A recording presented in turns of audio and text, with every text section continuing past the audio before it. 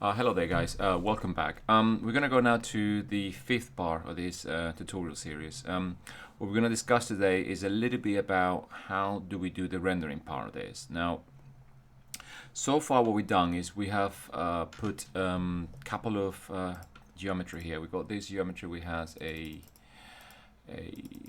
whiskey preset in there, which is pretty much a pixel surface, but I just went into the preset browser, and then I just went and assigned one of the preset, the whiskey one. This one I did the same, but I put the copper, hammer copper preset. This one's the one that we covered last time. So far when we render, we have something that looks like this. So I'm just gonna pop it up here, and you get this, okay, which is the incremental rendering. You can see that's the whiskey preset, the copper, and the elements that we rendered yesterday. Okay, so there's a little bit of an artifact here, but I'm gonna show you how to get rid of all this. Now, when you see the rendering happen here, you can see there is sort of like this sort of concentric line coming up and passes. It's called an incremental rendering. And what it does, it just gives you something on a first pass with a very low setting, and it keeps progressing incrementally until the picture gets smoother and smoother and smoother. Particularly in things like the shadow, that's one of the ones in the refractions here. But the rest is pretty much just I'm trying to think, do we have the reflections here? I think we do. Yeah, I'm pretty sure we do. Just here now. Okay. So so far we have is the geometry, the lights. Let me check the lights. I'm gonna cancel this. So I got this, and I think we got a. Do we have a dome light? Let's see in this picture here. Oh, actually, we don't have a dome light on this. I think we have only rectangular lights. Oh, maybe I deleted it by mistake. That's why I was asking myself, where is this reflection? Because it looks dark in here, so there's no reflection. So I'm guessing I deleted the dome light by mistake. So I'm gonna double check here. Yeah, it's gone. So probably I didn't set it up lately. So I'm gonna do is I'm gonna click on this light here, right click here. And no, this one actually, sorry, and I just couldn't, no, this one. And I'm gonna go here into, where is the dome light? Is this the dome light? They keep changing these icons. Let me see this. We have, let me here, yeah, right click, let me have a look. Yeah, dome light is in here in the little sun section here. So we got dome light, and we don't want white light, we just want the picture that we talked about. So we're gonna go into, again, I think I did that, but last time probably didn't save it. I'm just gonna go into my computer, where I use stuff, I think it's in here somewhere, yeah.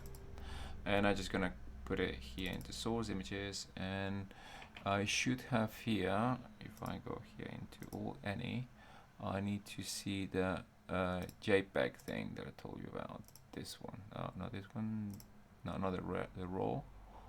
Maybe I can put the EXR, but I think I got a JPEG here. So let me put here the name. So yeah, I'm just gonna put a JPEG. I just want the reflection. So open that, and we have this. Okay, just remember what I told you. We have to sort of align it that sort of matches where the angle of this is. So you can see that the window's in here. So what I'm gonna do is I'm gonna just rotate it a little bit so I can sort of match there. So I can literally sort of match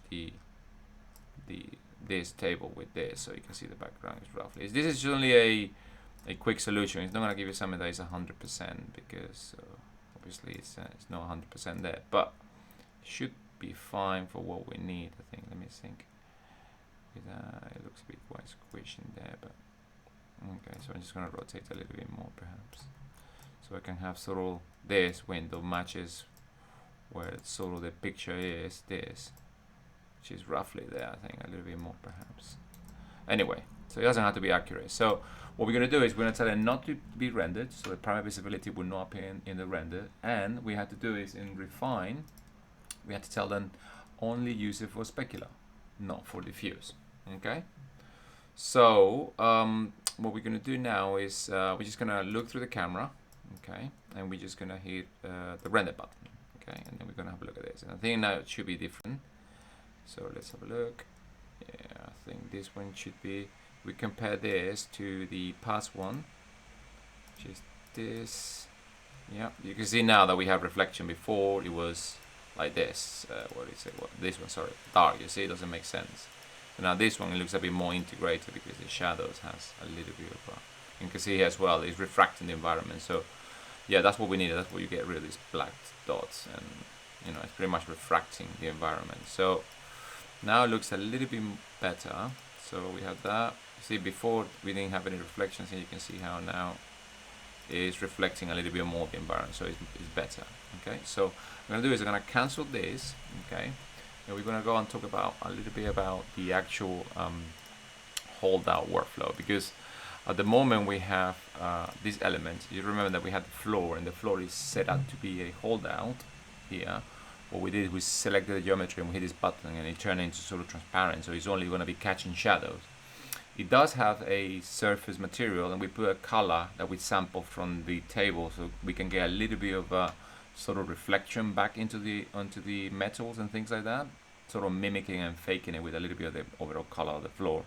If you are in a place that has grass, you can sample the grass color and then just put it there, and you will get a little bit of that bounce green back into into whatever elements you have done in CG.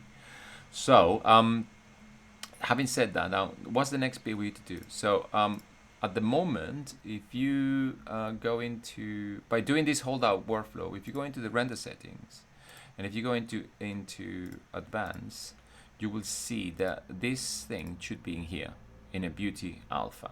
Okay, and what it does is this shadow thing with all the holdout, it will be in the alpha channel of this image. So if we render again, I can show you what it looks like. So if you go here, you can see that this is happening, and then here you can see that we have all the channels, the red, the green, the blue, and the alpha. And the alpha will have all this cutout plus the shadows as well. So if you want to work this way, that's fine. Okay, so what we're gonna do is we're gonna I'm just gonna cancel this now, and then it's up to you. You can have the choice. You either leave it like this, which is pretty much what it does. Is just when you put it in the compositing software and you put this image, this original image in the background, when you put this on top, it will only add whatever is with the white, so including a little bit of the darkness in the shadow, but you don't have control much of the shadows. So another option you can do is I'm gonna go here, and I'm just gonna go in the advanced, put it back to a separate AOV. Now AOV is something that we're gonna cover in the next part, which is it stands for arbitrary output variable, which means that you can break down the individual elements of this render into the bare bones. Like you can put the color, the reflections, and all that individually in separate images, and you can then later on integrate them and then have control over them individually.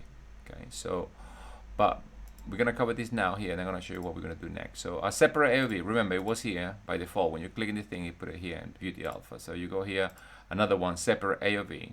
So when we render, now you can see that the alpha has only the element but doesn't have the shadow. So by you drop down here this little button, you can see that temporarily it's creating an extra piece of information called whatever name we have here, and called holdout matte. So we can go here. Okay, and if you're going back to just the color, you can see that the shadows are being outputted on a separate path. You can see, so they're all here. So you can have this workflow, or you can have this workflow here. You can have the alpha all together, but probably we can go with something like this, the second part, because you will have then a bit more control, and you can then add these things later on. So you can do this, okay, or you can do the other one. So that's up to you. Anyway, I'm gonna leave it like that for now, okay? And what we're gonna do next in the next part is I'm gonna talk to you a little bit about how to export everything separately, and then how to do the render, the final render. And then as well, I'm gonna show you a little bit how to put together the mask for individual elements and this, okay? So that's it, guys. So I'll see you in the next video. Thank you very much. Bye bye.